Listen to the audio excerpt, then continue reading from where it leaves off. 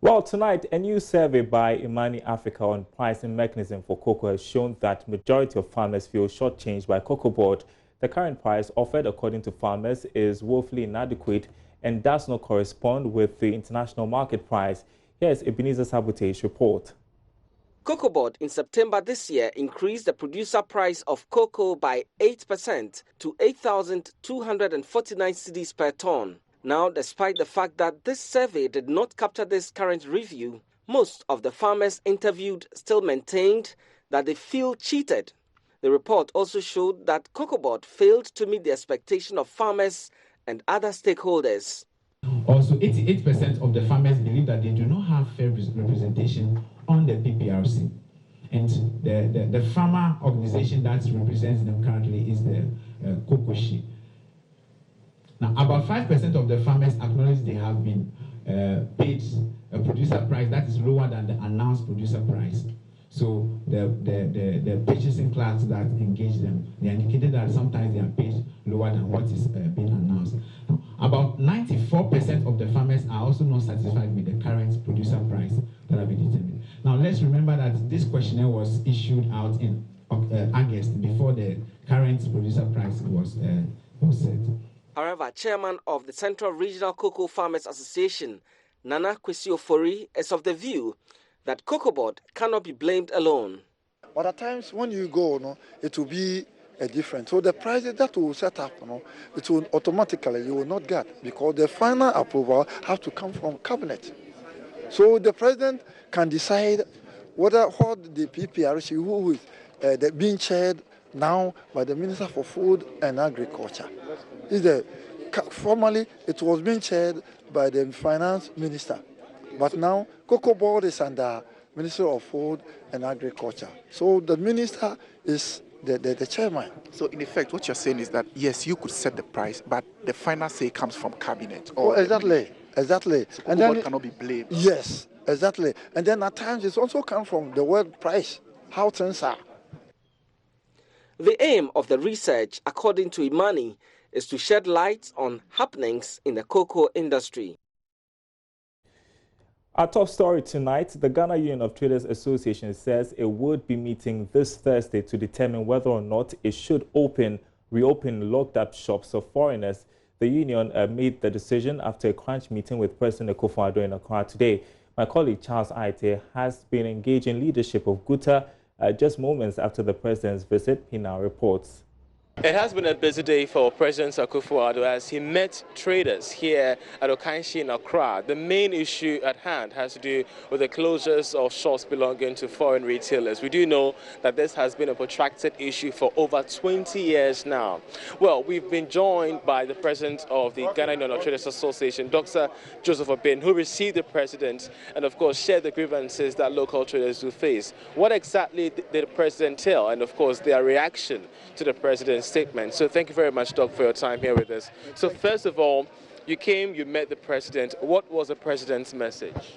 Yeah, regarding the retailers, foreigners in the retail sector, the president was so clear. He said that the law is on our side. He's an astute lawyer. And for him to have open admission of that, because he won't talk just like that, means that what we have been saying over the years, that the law is so clear and that those who are mandated to enforce the law should do it. And that he said that he will make sure and talk to the trade minister to form a committee that will make sure that these laws are enforced. And that's what we are waiting. And it's not something that we are going to wait for a longer time, because now this is not the time for us to wait any longer. So we are going to make sure that the committee is set and then the implementation gets on. Earlier on, we had GUTA raise concerns about this particular committee. We do know that you have raised concerns regarding the constitution of this committee, saying that it did not really meet up to your expectations. Are you confident this time around? Yeah, I don't think it will go along the same lines. Because and then what is the essence? Because the same old mistakes will play back. And so once you are going for another committee, I think the rules will change. We are just going for the modalities of enforcement. We are not going for any fanfare and all that. We are going straight for the business, because the president admits and recognize the fact that the law is on our side. He is the key to the state. And for that admission and all that means that all that we have been saying, ECOWAS court itself have ruled in our favor. Any legal person knows that this shouldn't go the way it's going, that is straightforward, that the laws should be enforced. That's what everybody is talking about. And so we found it difficult to understand why the law itself is not being enforced. And the president has reiterated it. He said that the law is on our side. And for us, that's the most important thing, that the laws are going to be enforced by that open admission by the president. But despite all these things, the president also made it clear to local traders that, I mean, the mode at which you're closing shops is arbitrary, and the fact that you should, I mean, calm down with this particular model. Do you accept that? What else do you expect a president to say? A president is a mature person taking care of all of us, including the foreigners. And so he wouldn't sit down for lawlessness to break. Much as we are not also admitting that the law should be broken, the laws that goes in our favor. And so I think it's a only way for the president to say the way he said it. And we cannot argue about that. But then the fact that he has also admitted that the law is on our side means that he recognized that the laws should be enforced. So what it means is that as we're expecting this committee to be formed, we're not going to be experiencing the closure of shops belonging to foreigners. We are going to experience the enforcement of the law, which eventually will see the closure of shops if you are not legitimately registered to do so. So it means that Guta is still not stepping down on closing these shops belonging to foreign retailers, despite the message by the president. He actually pleaded that we should tone down and we have to respect the presidency. But then what we are saying is that we are also not going to wait infinity for the enforcement to come. So what does that tell us? It means that we have to expedite on any action that is going to be taken. For us, our excitement is that the president knows that we have the law, and then the laws have to be enforced. And he said it openly, and that we are going to make sure that the laws are enforced. Now, for us, that's the most important thing. So those who do not have the law, now they've heard it from the president himself, that the law is not in their favor, and so they should start packing or start regularizing whatever. Otherwise, when we start implementing the laws, nobody should blame anybody, because they wouldn't have any place to hide again. In some sections of your statements to the president, you made it quite clear that Guta has lost control over its members. Members are agitated. They are frustrated over the fact that foreigners are taking claim of their space in the retail market, and the fact that all means put together has no work. Yeah, I said it, but President found it difficult that I should lose control. But then that's the fact. That's the fact on the ground. And you've witnessed most of these things that are being insulted left, right, and center. My colleague Charles Aite is speaking extensively to the president of the Ghana Union of Traders Association after the president's visit to Okaishi there in Accra. And hopefully we await the decision by Guta on Thursday as to when they are going to reopen the shops of foreigners that have been locked up. Well, in the meantime, telecoms giant MTN has been addressing the press. It says it will offer a 100% rebate to customers who were affected by recent data disruptions. Officials of the telecoms giant have been speaking to Joy Business. Look, it's important that we understand that the values you're seeing today are not the values you'd see tomorrow. All right? So the 788 example is a 735 example is a good example. Those MBs will not be the same tomorrow, and you would actually see that you're getting a lot more value for the 10 cities that you mentioned. And again, we want to sincerely apologize. We've put our customers through a lot in the last 2 days, but we're working really hard to make sure that by the time they wake up tomorrow morning, all these issues are resolved. But what I can tell you for sure is that it won't be 735. It will be significantly higher. But yes, the adjustment was made for CST. So there'll be a reduction in the volume from the old amount based on the CST value of 9%. Even with the non-expiry, it's very similar to the value you would get without the non-expiry. So we're giving you more value for more benefits. And that's essentially the rationale behind the non-expiry. So tomorrow again, you would see that the value differences are very similar to what customers are expecting based on the adjustment to the CST. And we should not use the current values as a basis for the discussion, because they're not correct, and we'll correct that tonight. What we've agreed to do, and I mentioned that briefly, is that customers who have purchased data bundles between December 1st and midnight tonight got much lower volumes than we would have wanted them to get. So we're simply saying, look, we'll give everybody the same volume back. So essentially, we're giving 100% bonus back to customers. Anyone who purchased data bundle between December 1st and midnight tonight will receive this. From 6 p.m. tonight, we will start the process of giving back the bundle. So any of you who bought data bundles within that window will start to receive it. It will start from those who bought it on the 1st, those who bought it on the 2nd, before we get to those who bought it today. So some of you may receive it tomorrow morning. The CEO of MTN, Nana Addo, addressing the press there on what some have described as ridiculous internet data charges. Let's move on to other stories. The central bank is taking steps to enforce its directives barring pricing of goods and services in foreign currencies. The regulator is taking its enforcement to Kumasi in the Ashanti region to check the activities of Forex Bureau operators. Prince Apia reports. Here at Central Market, traders call out attention of potential buyers to their wares. Contrary to the law, operators of illegal Forex Bureau do same. It tells how unregulated the operations are over here. The illegal activity is unrestricted to Central Market. At Alaba, these operators stay in designated corners and approach people on the street.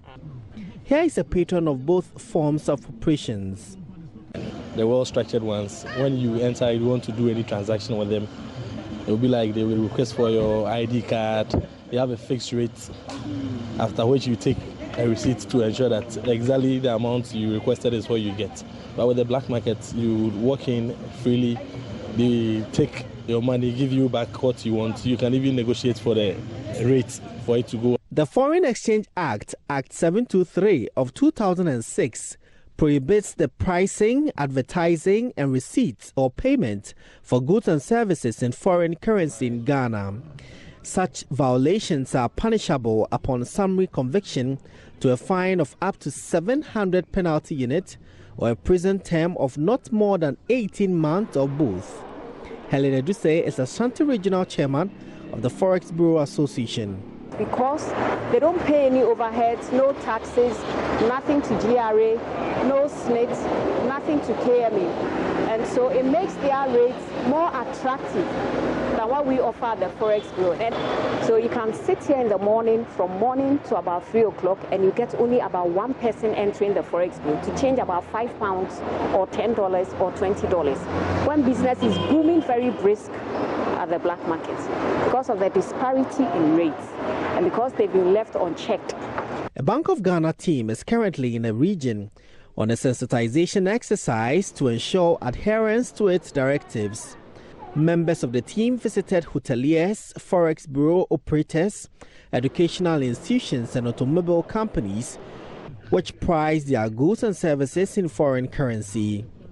Regional Chairman of the Ghana Hotels Association, Martin Opoku, is excited about the exercise. Some of us even didn't know that there was this Foreign Exchange Act, and today we've been briefed. We are going to educate our members to desist from accepting these foreign notes. The law requires all customers to provide valid national identification or other valid personal ID for any forex transactions at the Bureau.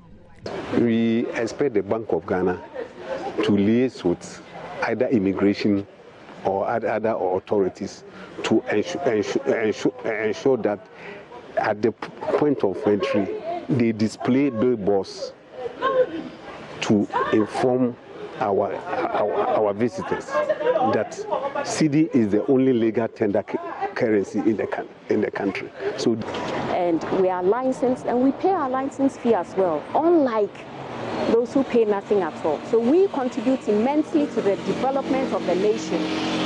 So I think the general public should be sensitized, should be educated to come to the Forex Bureau. So transacting business at unlicensed Forex Bureau or illegal forest dealers attract penalties, sanctions, suspension and revocation of license. Prince Apia reporting. Now, the World Bank says its support for the establishment of a national development bank is to improve credit to small businesses. Finance Minister Ken Ofori-Atta in the 2020 budget disclosed that the development bank would take off from next year with a $250 million seed funding from the World Bank. Country Director Pierre-Frank Laporte, however, says the funding comes with some conditions. In developing this development bank, that government will take lessons learned elsewhere where development banks have not worked for whatever reason. So again, assurances that good practices elsewhere will be brought in, the modern legislation will be brought in, and governance concerns that we had.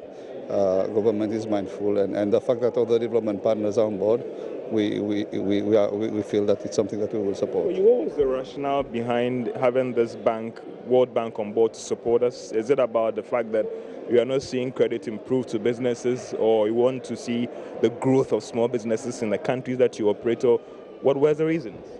Look, the rush was not on the part of the bank. I mean, we've received a request, and if government has its priorities, then we're happy to support it. But I think from what I see, from what I read, is yes, the fact that the banking sector cleanup has impacted credit to the economy, especially the SMEs. Government felt that there was an urgent need to fill that gap and make credit available. So to that extent, we think it's a positive thing. I mean, we've seen recently some positive trends in credit expansion to the private sector, and I feel that the development bank can fill.